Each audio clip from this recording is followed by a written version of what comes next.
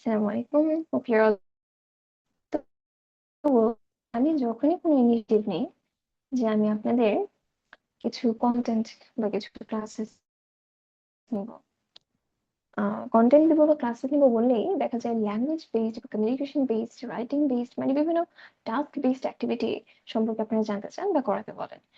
তো এক্ষেত্রে আমি সবসময় দেখেছি আমাদের স্টুডেন্টদের লিটারেচারের প্রতি আগ্রহ কম, এবং এই জায়গা থেকে আমি বুঝি যে লিটারেচারের প্রতি আমাদের আগ্রহ কম হওয়ার কারণ এটা হতে পারে সিলেবাস খুবই ভ্যাস্ট। যদিও প্রত্যেকটা কম্পিটিটিভ এক্সামে লিটারেচার থেকে আমাকে অ্যান্সার করতে হয়, তো ওইটা কনসিডার করে আমরা যেটা করতে পারি, আমরা এত ভ্যাস্ট সিলেবাস কখনোই পরিশেষ করতে পারবো না। ইভেন কোনো লিটারেচার স্টুডেন্ট 4 বছর 5 বছর পড়াশোনা করেও কিন্তু তারা লিটারেচার কখনো পড়ে পারে না। কেউ পড়ে শেষ করতে পারবে না ভাই দুনিয়ায়। মানে লিটারেচার বলতে তো আপনার ওয়ার্ল্ড লিটারেচার বুঝাচ্ছি আমরা। তো আমরা যেটা করতে পারি, আমরা সিলেক্টিভ কিছু স্ট্র্যাটেজিক কিছু ওয়েতে পড়বো লিটারেচার, যেগুলো থেকে আমরা হয়তো কোয়েশ্চেন কমন করতে পারি কম বেশি, এবং যেগুলো সম্পর্কে আইডিয়া না রাখলেই না। তার মধ্যে লিটারেচার যখনই আসে তখনই চোখ বন্ধ করলে আমার সামনে আসে উইলিয়াম শেক্সপিয়ার। এখন শেক্সপিয়ার এমন একজন ভদ্রলোক যে ওনার কথা না জেনে, ওনার কথা না পড়ে, ওনার লেখা না পড়ে আপনি কম্পিটিটিভ এক্সামে যেতে পারবেন না।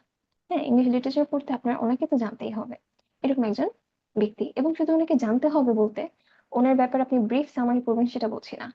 ওনার ডেট অফ বার্থ কবে, ডেথ কবে, জন্মস্থান কবে, বাবা মা কারা, হ্যাঁ সবকিছু আপনাকে জানতে হবে। কোটেশনস, ওনার লেখা থেকে প্রচুর কোটেশনস এক্সামে আসে।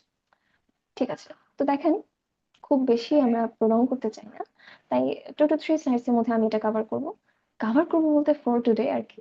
এটা নিয়ে আমরা একটা সিরিজ করে ফেলতে পারি। Shakespeare is one of my favourite writers, এবং ওনাকে নিয়ে আসলে বলার শেষ নাই।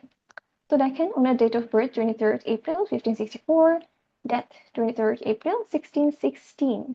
ইন্টারেস্টিং, এটা একদম আপনার মুখস্থ থাকতে হবে দুটোই। ওনার লাইফ স্প্যানটা ডেফিনেটলি খুব ভালো মতো মনে রাখবেন। এর মধ্যে ইন্টারেস্টিং হচ্ছে 23rd April, ওনার জন্ম এবং মৃত্যু তারিখ, দিনটা আর কি একই, যেমনটা আমরা দেখতে পাই বাংলা সাহিত্যে বেগম রোকেয়ার ক্ষেত্রে 9 ডিসেম্বর ওনার জন্মদিন এবং প্রয়াণ দিবসও। তো এটা ইন্টারেস্টিং ব্যাপার।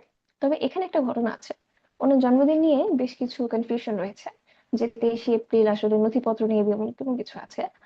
তবে এটা বলা হয় যে 26 এপ্রিল মানে 3 দিন পর ওনাকে ব্যাপটাইজ করা হয়। খ্রিস্টান রিচুয়াল অনুযায়ী সন্তান জন্মগ্রহণের 3 দিন পর তাকে ব্যাপটাইজ করার নিয়ম আছে। তো যদি তাই হয় তবে 23 এপ্রিল ওনার জন্ম তারিখ হওয়ার কথা। আচ্ছা, তো জন্ম স্থান যেটা স্ট্র্যাটফোর্ড এবং এভন, ইউকে, এটাও। এবং ওনার টাইটেল গুলো খুব ইম্পর্ট্যান্ট। দেখেন, পোয়েট অফ হিউম্যান নেচার, হ্যাঁ এই এই জায়গাটা দেখেন, স্যামুয়েল জনসন ওনাকে পোয়েট অফ হিউম্যান নেচার বলেছেন। ওয়ারেস পোয়েট অফ নেচার আবার কি ওয়ার্ডসওয়ার্থের লেখা পড়লেই আপনি বুঝতে পারবেন কেন তিনি পোয়েট অফ নেচার। হ্যাঁ, ওয়ার্ডসওয়ার্থে আপনি যদি বলেন টিন্টেড অ্যাবি কিংবা হচ্ছে ড্যাফোডিলস আপনি যদি পড়ে থাকেন, সলিটারি রিপার যদি পড়ে থাকেন, ইউল ডেফিনেটলি নো যে ওনাকে কেন আপনি লেজিট পোয়েট অফ নেচার বলতে বাধ্য হচ্ছেন বা মানতে বাধ্য। এবং হিউম্যান নেচার, মানুষের সাইকোলজিক্যাল ফিচার্স কিভাবে চেঞ্জ হচ্ছে, কিভাবে আপস এন্ড ডাউনস আসছে, প্রত্যেকটা জিনিস নিয়ে শেক্সপিয়ার এত সুন্দর করে খেলা করতে পারেন, এত সুন্দর করে প্রেজেন্ট করতে পারেন যে ওনাকে Samuel Johnson poet of human nature বলেছে। এখানে একটা ক্লাস হয়, এবং ওনার অন্যান্য টাইটেল গুলো আমরা একটু জেনে রাখবো। Bird of Avon is also an important one. Okay, owner family tree দেখবো আমরা।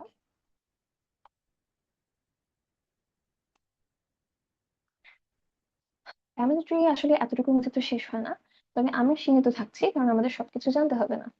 উইলিয়াম শেক্সপিয়ারের যদি বাবা মার কথা বলি, একটু আমরা পরবর্তী স্লাইডেও যাব। উম, উম, উম, আগে চলে গেছি। তো শেক্সপিয়ারের মায়ের নাম হচ্ছে ম্যারি আর্ডেন। আগে মা দিয়ে শুরু করি। ম্যারি আর্ডেন, এই যে ওনার নামটা, শেক্সপিয়ারের মা, ওনার নামের সাথে শেক্সপিয়ারের খুব বিখ্যাত একটা comedy as you like it, এইটার বিখ্যাত একটা সেটিং বা জায়গার কথা, যেটা হচ্ছে আমরা জানি সবাই, ফরেস্ট অফ আর্ডেন, এটার মিল আছে। ফরেস্ট অফ আর্ডেন এমন একটা জায়গা যেখানে আপনার করাপশন, হিউমিলিয়েশন, ডেঞ্জারাস থ্রেট সবকিছু থেকে বের হয়ে, হ্যাঁ, সব রয়্যাল, সব সবকিছু থেকে বের হয়ে মানুষজন তাদের ভালোবাসা খুঁজতে, ফ্রিডম খুঁজতে এইখানে চলে যাচ্ছে। খুব সুন্দর একটা সিম্বলিক একটা সেটিং। এবং এই ফরেস্ট অফ আর্ডেন এটা বাস্তবেও এক্সিস্ট করে। কোথায় এক্সিস্ট করে? ওয়ারউইকশায়ার, ইংল্যান্ডে। এবং এটা শেক্সপিয়ারের যে হোম টাউন, জন্মস্থান যেটা স্ট্র্যাটফোর্ড আপন এভন, এটার ঠিক একটু নর্থের দিকে আগেলেই এই জায়গাটা আছে। যদিও এটা আগে খুব সুন্দর একটা ফরেস্ট ছিল, পরবর্তীতে এটা গাছপালা কেটে টেটে আর কি আরবানাইজেশন যখন চলে আসে, তখন এটার অবস্থা খুব একটা ভালো ছিল না। তবে ম্যারি আর্ডেন বা শেক্সপিয়ারের মা এবং ফরেস্ট অফ আর্ডেন এ দুটো নামের মধ্যে মিল পাওয়া যায়। আচ্ছা, এবার ফিরে আসি। তো ওনার মা মেরি আর্ডেন, বাবা ছিলেন জন শেক্সপিয়ার। ঠিক আছে, জন শেক্সপিয়ার গভর্নমেন্টের কিছু কাজবাজ করতেন। লেটার টাইমে আরো কি কি কাজবাজ করতেন আপনি একটু গুগল করতে পারেন, আমি এখানে মেনশন করে দিতে পারি পরবর্তীতে। তো উইলিয়াম শেক্সপিয়ারের লাইফ স্প্যানটা আমাদের মেমোরাইজ করা লাগবে, হ্যাঁ, এটা জানতে হবে না। আচ্ছা, মানে লাগে না খুব একটা। দেন শেক্সপিয়ার এবং ওনার ওয়াইফ অ্যান হ্যাথওয়ে, ওনাদের তিনজন সন্তান ছিল। তো দুটো হচ্ছে মেয়ে, কন্যা সন্তান, সুজানা এবং জুডিথ। ঠিক আছে, এখানে হ্যামলেট নামে একজনকে দেখতে পাচ্ছেন। হ্যামলেট এবং জুডিথ যমজ ভাই বোন ছিলেন। তার মধ্যে হ্যামলেট 11 বছর বয়সে মারা যায়, একমাত্র তাদের পুত্র সন্তান ছিলেন হ্যামলেট। ইন্টারেস্টিংলি হ্যামলেট এই ছেলেটার নামের সাথে, বা শেক্সপিয়ারের যে সন্তান 11 বছর বয়সে মারা যায়, একমাত্র পুত্র সন্তান, তার সাথে শেক্সপিয়ারের লংগেস্ট প্লে যেটা ট্র্যাজেডি হ্যামলেট, সেটার সেন্ট্রাল ক্যারেক্টার বা নাম চরিত্র যে, ওর সাথে মিল পাওয়া যায়। এখন আমি ঠিক জানি না আসলে যে এটা ট্র্যাজেডির সাথে সেই হ্যামলেটের ট্র্যাজেডির সামহাও কোনো কানেকশন আছে কিনা, তবে ইন্সপায়ার্ড কিছু থাকতেই পারে। আর এখানে আমরা যাকে দেখতে পাচ্ছি জন হল, উনি শেক্সপিয়ার বা অ্যান হ্যাথওয়ের সন্তান ছিলেন না, উনি ছিলেন সুজানার হাজব্যান্ড। আচ্ছা, অ্যান হ্যাথওয়ে বা শেক্সপিয়ারের যে ওয়াইফ, ওনার ওনার আরেকটা নাম হচ্ছে অ্যাগনেস হ্যাথওয়ে।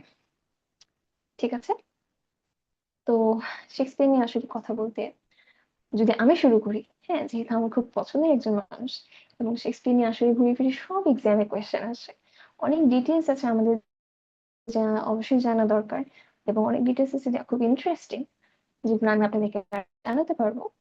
বাট একসাথে এত কিছু আমরা খেতে যাবো না, আমরা ডিসক্রিট ভাবে জানার চেষ্টা করবো। সো আজকের জন্য আমরা এখানেই এটার ইতি টানি।